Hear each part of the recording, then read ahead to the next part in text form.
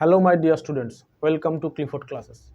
তোমরা যারা class 12 NIS থেকে দিচ্ছ এবং রাষ্ট্রবিজ্ঞান সাবজেক্ট হিসাবে নিয়েছো, এই রাষ্ট্রবিজ্ঞান সাবজেক্টটির কোড নম্বর হচ্ছে 317 এবং এই সাবজেক্টটি বাংলাতে প্রশ্ন হয় এবং বাংলাতেই উত্তর লেখা যায়। তো যে থিওরি পরীক্ষা হয় সেই থিওরি পরীক্ষার সিলেবাস হচ্ছে মোট সিলেবাসের 60%। তো সেই যে সিলেবাসের প্রথম যে মডিউল থাকে সেটা মডিউল 1-এর 3 নম্বর চ্যাপ্টার। মডিউল 1-এর চ্যাপ্টার 3 হচ্ছে সমাজ, জাতি, রাষ্ট্র এবং সরকারের মধ্যে পার্থক্য। এই যে চ্যাপ্টারটা, এই চ্যাপ্টার থেকে আমরা কিছু শর্ট প্রশ্নোত্তর নিয়ে আজকে আলোচনা করব। প্রথম যদি আমরা দেখি তাহলে শূন্যস্থান পূরণ করো।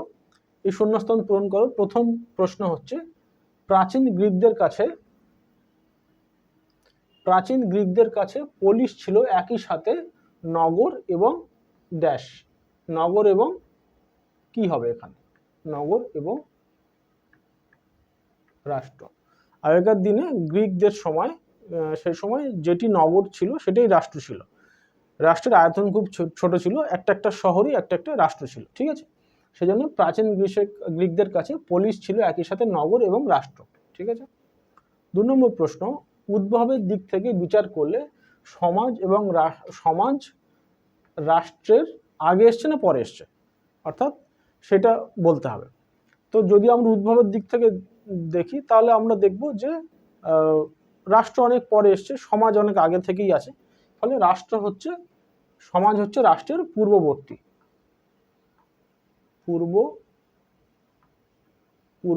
ঠিক আছে? মানুষের প্রবৃত্তির উপর গড়ে ওঠা সমাজ ড্যাশ সংগঠন। অর্থাৎ সমাজ আস্তে আস্তে কি হয়েছে, একটা সময় মানুষ গুহা জীবন থেকে শুরু করে পরবর্তীকালে খাদ্য সংগ্রহ থেকে শুরু করে সে নিজে খাদ্য উৎপাদক হয়েছে, তারপরে সে সংঘবদ্ধভাবে থাকতে শিখেছে, তারপরে সে সমাজে নিয়ম শৃঙ্খলা তৈরি করার জন্য রাষ্ট্র তৈরি করেছে। ফলে রাষ্ট্র আগের থেকে ছিল, যেটা আমরা বললাম পূর্ববর্তী। আর এই যে তার যে প্রবৃত্তিগুলো, সেগুলোকে সে সমাজভাবে তৈরি করার জন্য যে সমাজ সে গঠন করেছে, সেই সমাজটা ফলে সেটা হচ্ছে প্রাকৃতিক সংগঠন। সমাজ কিন্তু প্রাকৃতিক সংগঠন, ঠিক আছে? সমাজ প্রাকৃতিক সংগঠন। আর যে রাষ্ট্র, যেটা যান্ত্রিক চরিত্র হওয়ার জন্য, অর্থাৎ রাষ্ট্র পরবর্তীকালে তৈরি হয়েছে, ফলে এটা আলাদাভাবে তৈরি করা হয়েছে, তাই রাষ্ট্র যান্ত্রিক চরিত্র। তাই রাষ্ট্র যান্ত্রিক চরিত্র হওয়ার জন্য একটি রাষ্ট্র কি সংগঠন না, রাষ্ট্র হচ্ছে একটি কৃত্রিম সংগঠন, কারণ পরে সেটা তৈরি করা হয়েছে। রাষ্ট্র হচ্ছে কৃত্রিম সংগঠন, ঠিক আছে? যেটি মানুষের তৈরি, সেটাকে কৃত্রিম বলা হয়। রাষ্ট্র সমাজের ড্যাশ রূপে কাজ করে। রাষ্ট্র সমাজের কি রূপে কাজ করে না, রাষ্ট্র সমাজের প্রতিভূ রূপে কাজ করে, অর্থাৎ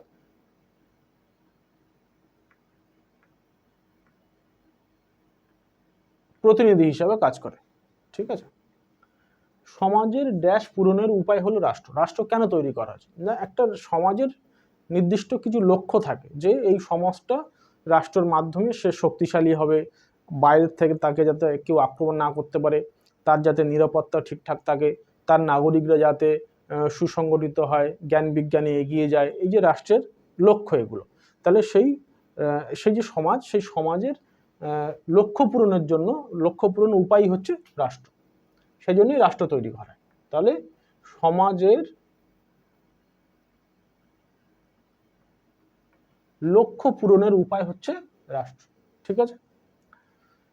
সামাজিক এলাকা হলো ড্যাশ সহযোগিতার ক্ষেত্র, আর রাষ্ট্রের এলাকা হলো ড্যাশ, ঠিক আছে?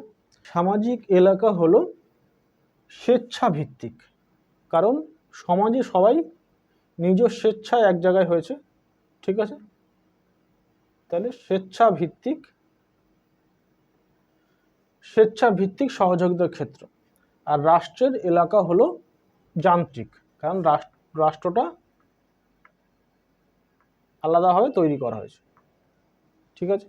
সামাজিক এলাকা হলো স্বেচ্ছাভিত্তিক সহযোগিতার ক্ষেত্র, আর রাষ্ট্রের এলাকা হলো যান্ত্রিক, ঠিক আছে? পরের যদি আমরা দেখি, বন্ধনীর মধ্যে দেওয়া শব্দগুলি থেকে ঠিক উত্তর নির্বাচিত করুন। ঠিক আছে, 1 নম্বর হচ্ছে সংঘগুলির বৈশিষ্ট্য হলো, অর্থাৎ সংঘ মানে একটি সংগঠন, কোনো সংগঠন যদি তৈরি হয় তার বৈশিষ্ট্য কেমন হয়। 1 নম্বর হচ্ছে সংগঠিত জনগণ, অবশ্যই কিছু জনগণ লাগবে, সে যে কোনো সংগঠন হোক, সে ক্লাব হোক, সে বিদ্যালয় হোক, সে শিক্ষকদের সংগঠন হোক, সে শ্রমিকদের সংগঠন হোক, ঠিক আছে, রাজনৈতিক সংগঠন হোক, তাহলে সেখানে সংগঠিত কিছু জনগণ লাগছে, ড্যাশ স্বার্থগুলি এবং যৌথ প্রচেষ্টা। ঠিক আছে, যৌথ প্রচেষ্টা মানে তারা নির্দিষ্ট একটি লক্ষ্য পূরণের জন্য সবাই মিলে যৌথভাবে প্রচেষ্টা করবে, তাহলে সেটা ঠিক আছে। আর হচ্ছে সংগঠিত জনগণ বলা হয়েছে, আর ড্যাশ স্বার্থগুলি, এখানে দুটো বলা হয়েছে, সাধারণ এবং নির্দিষ্ট, এর মধ্যে হবে হচ্ছে নির্দিষ্ট, কারণ তাদের নির্দিষ্ট কিছু স্বার্থ রয়েছে, সেই নির্দিষ্ট স্বার্থগুলি তাদের রয়েছে বলেই তারা সংঘ প্রতিষ্ঠা করছে। ঠিক আছে, ফলে সংঘগুলির বৈশিষ্ট্যগুলো হলো সংগঠিত জনগণ, নির্দিষ্ট স্বার্থগুলি এবং যৌথ প্রচেষ্টা। ঠিক আছে, 2 নম্বর হচ্ছে রাষ্ট্রের সদস্য পদ ড্যাশ ইচ্ছাভিত্তিক না আবশ্যিক, কোনটা হবে। রাষ্ট্রের সদস্য পদ কিন্তু আবশ্যিক, কোনো ইচ্ছার বিষয় নেই। তুমি ভারতের নাগরিক হবে কিনা এতে তোমার ইচ্ছার কোনো বিষয় নেই, এটা আবশ্যিক, তোমাকে নাগরিক হতেই হবে, নয়তো তুমি জীবনযাপন করতেই পারবে না, তোমার ব্যাংক অ্যাকাউন্ট হবে না, তোমার পাসপোর্ট হবে না, তোমার আধার কার্ড হবে না, তোমার যাবতীয় যা কিছু তোমার একজন নাগরিক হিসাবে তুমি পাও সেগুলো কিছুই হবে না। ফলে তুমি বাধ্য নাগরিক হিসাবে, যদি তুমি সেই ঐচ্ছিক মনে করো তাহলে কিন্তু তুমি নানা রকম বিপদে পড়বে। ঠিক আছে, ফলে রাষ্ট্রের নাগরিকত্বটা তোমার কাছে ঐচ্ছিক বিষয় না, বাধ্যতামূলক, তোমার আবশ্যিক, নিতেই হবে। পরিবার একটি সংঘরূপে রাষ্ট্রের ড্যাশ আছে। ঠিক আছে, পরিবার অনেক আগে থেকে আছে, রাষ্ট্র অনেক পরে তৈরি হওয়া, মানুষ সেই গুহায় বসবাস করার সময় থেকেই পরিবার হিসেবে রয়েছে। ঠিক আছে, ফলে অনেক আগে থেকে আছে। ঠিক আছে, রাষ্ট্রের ড্যাশ আছে কিন্তু অন্যান্য সংগঠন নেই, কোনটা, সার্বভৌমত্ব, জনগণ, নির্দিষ্ট ভূখণ্ড। ঠিক আছে, অন্যান্য সংগঠনের কি থাকে, অন্যান্য সংগঠনের কিছু জনগণ মিলিয়ে সংগঠন হয়। ঠিক আছে, নির্দিষ্ট ভূখণ্ড, কিছু জায়গা তাদের দখল করে সেটা করতে পারে, জায়গা তাদের থাকে, কিন্তু সার্বভৌমত্ব কিন্তু সবার থাকে না, একমাত্র রাষ্ট্রের সার্বভৌমত্ব থাকে। ঠিক আছে, সার্বভৌমত্বটা কি, সার্বভৌমত্ব হচ্ছে, ঠিক আছে, সার্বভৌমত্ব হচ্ছে সুপ্রিম পাওয়ার, যেটা কেবলমাত্র রাষ্ট্রই ব্যবহার করতে পারে এবং অন্য কেউ পারে না। এই সার্বভৌমত্ব দুটো পার্ট থাকে, একটা হচ্ছে আভ্যন্তরীণ বা ইন্টারনাল সভরেনিটি বলা হয়, আর 2 হচ্ছে এক্সটার্নাল বা বাহ্যিক সার্বভৌমত্ব। ঠিক আছে, বাহ্যিক সার্বভৌমত্ব, আভ্যন্তরীণ মানে কি না, রাষ্ট্রের যে আইন, সে আইন হচ্ছে দেশের ভূখণ্ডের মধ্যে সবার উপরে প্রাধান্য পাবে। ঠিক আছে, রাষ্ট্রের আইনের উপর অন্য কোনো আইন থাকবে না, সেটা দেশের সংবিধান হোক, আইপিসি হোক, যেটাই হোক, সেই যে আইনগুলো রয়েছে সেগুলো দিয়েই রাষ্ট্র পরিচালনা হবে, অন্য কোনো সংগঠনের আইন রাষ্ট্রের আইনের উপরে যাবে না, এটা হচ্ছে আভ্যন্তরীণ। এবং সে তার দেশের মধ্যে নিজে নীতি নির্ধারণে সে সক্ষম, সে যে নীতি নির্ধারণ করবে সেটা সবাইকে মেনে নিতে হবে, এইটা হচ্ছে বিষয়। বাহ্যিক সার্বভৌমত্ব কি না, অন্য কোনো দেশের মাধ্যমে দেশ পরিচালিত হচ্ছে না, রাষ্ট্র পরিচালিত হচ্ছে না, রাষ্ট্র তার বহিঃশত্রুর আক্রমণ থেকে নিজেকে রক্ষা করতে স্বাবলম্বী, এবং সে তার যে বিদেশ নীতি, অন্যান্য দেশের সাথে তার সম্পর্ক কেমন হবে সেগুলো সে নিজে নির্ধারণ করতে পারে, অন্য কারুর পরামর্শে বা অন্য কারুর চাপে নতি স্বীকার করে সে তার নীতি নির্ধারণ করে না। এটা মানে হচ্ছে বাহ্যিক সার্বভৌম। সে আভ্যন্তরীণ যেমন নিজে আইন প্রণয়ন করে, যেমন আমাদের পার্লামেন্ট দেশ কেমন চলবে সে আইন প্রণয়ন করে, এবং এছাড়া আমাদের আইপিসি আছে, আমাদের পার্লামেন্টের আইন আছে এবং সংবিধান আছে। আর হচ্ছে কি বাহ্যিক মানে আমাদের দেশ কার সাথে কেমন সম্পর্ক তৈরি, বাংলাদেশের সাথে কেমন, পাকিস্তানের সাথে কেমন, আফগানিস্তানের সাথে কেমন, আমেরিকা, ইংল্যান্ড, অন্যান্য দেশ, রাশিয়া, তাদের সাথে কেমন কেমন সম্পর্ক তৈরি করবে, কি কি বিষয়ে তাদের সাথে বাণিজ্য হবে, কি কিভাবে কূটনীতি হবে, কোন দেশে কি তারা নীতি নির্ধারণ করবে, এগুলো ভাবে সম্পূর্ণরূপে ভারত স্বাধীন। এই স্বাধীনতাকেই বাহ্যিক সার্বভৌমত্ব বলছে। ঠিক আছে, তাহলে আভ্যন্তরীণ, বাহ্যিক, এই সার্বভৌমত্ব কেবলমাত্র রাষ্ট্রের থাকে, অন্য কোনো সংগঠন থাকে না। ঠিক আছে, শূন্যস্থান পূরণ করুন। প্রথম বিশ্বযুদ্ধের আগে অস্ট্রিয়া হাঙ্গেরি একটি রাষ্ট্র ছিল, কিন্তু কি ছিল না? জাতি রাষ্ট্র ছিল না। জাতি রাষ্ট্র মানে কি? যে একটা নেশনের ধারণা, যে আমরা জাতি, আমরা এই দেশের নাগরিক হিসাবে আমরা একই সংস্কৃতি, একই ভাবধারা বসবাসকারী, সেইটার যে ফিলিংস, এটাকেই জাতি রাষ্ট্র বলে। জাতি যেমন আমাদের ভারতবর্ষের একদম উত্তরে কাশ্মীর থেকে শুরু করে নিচে কন্যাকুমারিকা পর্যন্ত প্রায় 29টা রাজ্য, এবং এই যে 29টা রাজ্য, এই 29টা রাজ্য কেন্দ্রশাসিত অঞ্চল, এদের এক একটা রাজ্যের এক এক রকম খাদ্যাভ্যাস, পোশাক, ভাষা, কিন্তু তবু আমরা সবাই মিলে যে ভারতীয়, এই বোধটা আমাদের আছে। ফলে ভারত, ইন্ডিয়ান এই একটা নেশন, ঠিক আছে? এই যে নেশনহুড, এই ভারতীয়ত্ব, এটাই হচ্ছে জাতি রাষ্ট্র। এটাকে জাতি বলে, নেশন বলে। রবীন্দ্রনাথের ভাষা নেশন, তিনি জাতি শব্দ ব্যবহার করেননি, তিনি বলেছেন নেশন মানে নেশন। বাংলা আমরা জাতি রাষ্ট্র বলি। তো ভারত একটি জাতি রাষ্ট্র, ঠিক আছে? জাতি হতে গেলে একই ধর্মের হতে হবে, একই ভাষার হতে হবে, এরকম কোনো বিষয় নেই, ঠিক আছে? যখন একটি জাতি রাষ্ট্র গঠন করে তখন এটি একটি জাতি রাষ্ট্র হয়ে ওঠে, ঠিক আছে? যখন কোনো একটি জাতি রাষ্ট্র গঠন করে তখন সেটি জাতি রাষ্ট্র হয়ে ওঠে, ঠিক আছে? যেমন 1947 সালের আগে ভারত ছিল, যেমন আমাদের স্বাধীনতা আন্দোলন তখন চলছিল, তখন কি ছিল? ব্রিটিশ শাসনাধীন ভারত ছিল, তখন কিন্তু ভারতীয় বলে আলাদা কোনো জাতি ছিল না। তো আমরা ভারতীয় আমাদের বলা হতো, কিন্তু যেহেতু আমাদের রাষ্ট্র ছিল না, আমাদের জাতি রাষ্ট্র ছিল না। আমাদের যখনই জাতি 1947 সালে 15 আগস্ট যখন আমরা রাষ্ট্র তৈরি করলাম ভারত হিসাবে, আলাদা করে যখন ইন্ডিয়া তৈরি হলো, এবং 50 সালে যখন আমার সংবিধান কার্যকর হলো, সেখান থেকে আমরা ভারত একটি জাতি রাষ্ট্র হিসেবে তৈরি হয়েছে, ঠিক আছে? রাষ্ট্র জনগণকে একসঙ্গে ড্যাশ বেঁধে রাখে, ঠিক আছে? রাষ্ট্র জনগণকে কি দিয়ে বেঁধে রাখে?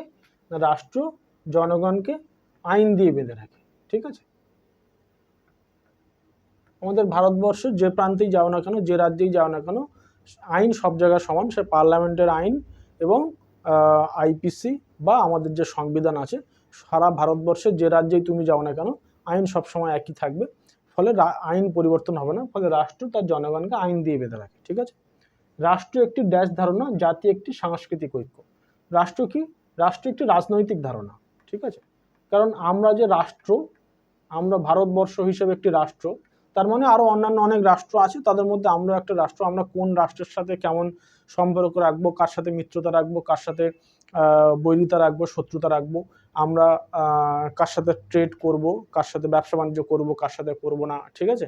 এই যে বিষয়গুলো, এই বিষয়গুলো রাষ্ট্র পরিচালনা করে। তাই রাষ্ট্র একটি রাজনৈতিক ধারণা, ঠিক আছে? আর জাতি একটি সাংস্কৃতিক ধারণা। অর্থাৎ আমরা যে ভারতীয়, আমাদের ভারতের যে স্বাধীনতার আন্দোলনের যে ইতিহাস, সেটা সবার একই। আমরা যে যেখানেই থাকি না কেন, ভারতবর্ষের যে প্রান্তে, আমরা এই ইতিহাস নিয়ে গর্ববোধ করি। আমাদের এই যে বিষয়টা, এটা আমাদের একই ধারণা তৈরি করে। ফলে আমরা একটি সাংস্কৃতিক ঐক্য রয়েছে আমাদের মধ্যে। আর কি না, ড্যাশ জনগণ একটি সংস্কৃতি ভিত্তিক সামাজিক গোষ্ঠী। ড্যাশ জনগণ বলতে এখানে একই ধরনের সমসত্ব জনগণ একটি সংস্কৃতি ভিত্তিক সামাজিক গোষ্ঠী। মানে সমসত্ব মানে একই ধরনের ভাবনা চিন্তার যে জনগণ, ঠিক আছে? আমাদের ভাষা আলাদা হতে পারে, আমাদের খাদ্যাভ্যাস আলাদা হতে পারে, আমাদের পোশাক আশাক আলাদা হতে পারে, কিন্তু ভারতীয় হিসাবে আমাদের যে সাংস্কৃতিক যে ধারণা, সেটা আমাদের একই। সেজন্য সমসত্ব জনগণ একটি সংস্কৃতি ভিত্তিক সামাজিক গোষ্ঠী। আমরা সামাজিকভাবে আমরা একই ধরনের, এবং এটা প্রত্যেকটা কেবলমাত্র ভারতের উদাহরণে নয়, প্রত্যেকটা এর ক্ষেত্রে সমান। আমাদের ভারতে আরও অনেক বিভিন্নতা আছে রাজ্য অনুযায়ী, কিন্তু অন্যান্য দেশগুলোতে এই বিভিন্নতা অনেক কম। ফলে তাদের ক্ষেত্রে এই সমসত্ব জনগণ ধারণাটা অনেক বেশি পারফেক্ট। সেটা বাংলাদেশ হতে পারে, সেটা ধরো পাকিস্তান হতে পারে, সেটা ব্রিটেন হতে পারে, ঠিক আছে? ফরাসি জাত যেটা ফ্রান্স হতে পারে, এরা অনেক বেশি সমসত্ব ধারণার মধ্যে উৎকৃষ্ট উদাহরণ। আমাদের ভারতের প্রত্যেকটা রাজ্যে খাদ্যাভ্যাস বদলে যায়, ভাষা বদলে যায়, ঠিক আছে? ফলে আমাদের জাতি হিসাবে এক জায়গায় আইডিয়াল এই হিসাবে করাটা অনেকটা কঠিন। কিন্তু অন্যান্য যে দেশগুলো, যেমন ব্রিটিশ জাতি মিলিয়ে ব্রিটেন, ঠিক আছে, যেটা আবার আমাদের ক্ষেত্রে খানিকটা সামঞ্জস্য রয়েছে আমেরিকা, কারণ সারা পৃথিবীর থেকে বিভিন্ন দেশ থেকে মানুষ এসে এসে আমেরিকা তৈরি হয়েছে। ফলে আমেরিকান যে জাতি, সেটাও ভারতের মতো আলাদা আলাদা আলাদা আলাদা। তাদের নানা রকম ডিফারেন্স আছে, গায়ের কালার, খাদ্যাভ্যাস, তাদের পোশাক আশাক, ঠিক আছে। তো এগুলোতে কিছুটা তাদের ডিফারেন্স আছে। কিন্তু অন্যান্য জাতি যেমন ফ্রান্স, ঠিক আছে, যেমন জার্মানি, ঠিক আছে, বাংলাদেশ, এদের এই জাতিগুলো তারা কিন্তু তাদের ভাষা, তাদের ধর্ম, তাদের পোশাক পরিচ্ছদ, তাদের ভাবনা চিন্তা মোটামুটিভাবে একই সমসাময়িক, ঠিক আছে। তো এই গেল হচ্ছে পলিটিক্যাল সায়েন্সের আমাদের মডিউল 1 ব্যক্তি এবং রাষ্ট্র, মডিউল 1 তার চ্যাপ্টার 3 থিওরি, পলিটিক্যাল সায়েন্সের প্রথম যে চ্যাপ্টার, তার কিছু প্রশ্ন, তো আমরা কিছু বড় প্রশ্ন আলোচনা করে দেবো। অন্যান্য সাবজেক্টের আলোচনাও চলছে, হিস্ট্রি, জিওগ্রাফি এগুলো চলবে। তার সাথে সাথে তোমরা পরীক্ষার প্রস্তুতিগুলোও নিতে থাকো, যারা 2025-এ পরীক্ষা দিয়ে দেবে, ঠিক আছে। অ্যাডমিশন নিয়েছো অলরেডি, তাদের অ্যাডমিশন ক্লোজড হয়ে গেছে। তো এখন যেটা অ্যাডমিশন ওপেন আছে সেটা হচ্ছে অক্টোবর 2025 এই অ্যাডমিশনটা ওপেন আছে, ঠিক আছে। তো যারা অক্টোবর 2025-এ পরীক্ষা দিতে চাও তারা আমাদের হেল্পলাইন নম্বরে ফোন করতে পারো, সাবজেক্ট চয়েস করে আমরা তোমাদের অ্যাডমিশন করাবো। আর যারা অলরেডি অ্যাডমিশন নিয়ে নিয়েছো, নিজের অ্যাডমিশন হয়েছে বা অন্য কোনো সেন্টারে অ্যাডমিশন হয়েছে 2025 এপ্রিলের জন্য, তারা notes, suggestion, video lecture, audio lecture, assignment, practical, update information এগুলোর জন্য আমাদের হেল্পলাইন নম্বরে ফোন করতে পারো। এবং আমাদের এই ক্লাসের ভিডিওগুলো তোমরা রেগুলার ফলো করো, যেগুলো তোমাদের পরীক্ষার জন্য হেল্পফুল হবে। ধন্যবাদ।